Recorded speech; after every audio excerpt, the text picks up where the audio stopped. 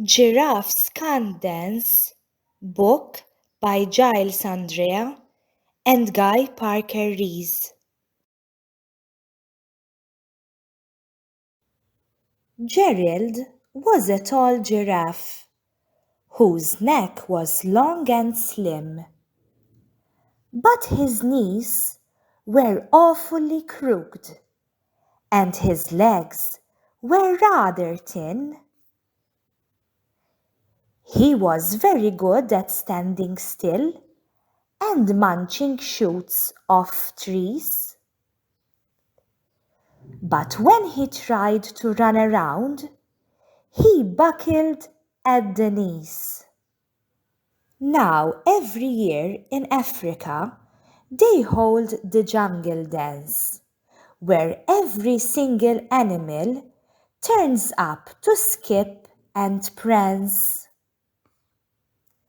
And this year, when the day arrived, poor Gerald felt so sad, because when it came to dancing, he was really very bad. The warthogs started waltzing, and the rhinos rock and rolled. The lions danced a tango that was elegant and bold. The chimps all did a cha-cha with a very Latin feel. And 8 baboons then teamed up for a splendid Scottish reel.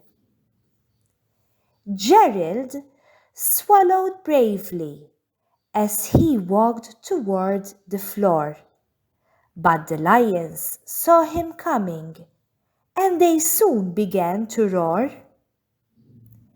"Hey, look at clumsy Gerald!" the animals all sneered. "Giraffes can't dance, you silly fool! Oh, Gerald, you're so weird!"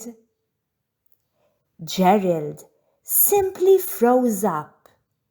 He was rooted to the spot. "They're right," he thought. "I'm useless. Oh, I feel like such a clot."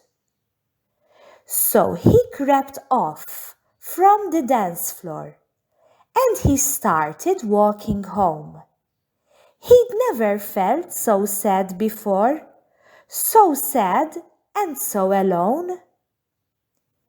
Then he found a little clearing and he looked up at the sky. "The moon can be so beautiful," he whispered with a sigh. "Excuse me," coughed a cricket who'd seen Gerald earlier on. "But sometimes when you're different, you just need a different song." Listen to the swaying grass and listen to the trees. To me, the sweetest music is those branches in the breeze.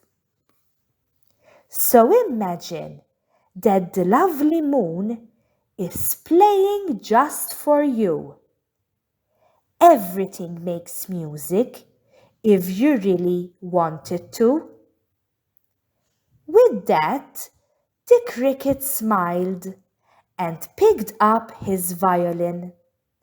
Then Gerald felt his body do the most amazing thing. His hooves had started shuffling, making circles on the ground. His neck was gently swaying, and his tail was swishing round. He threw his legs out sideways, and he swung them everywhere. Then he did a backward somersault and leapt up in the air.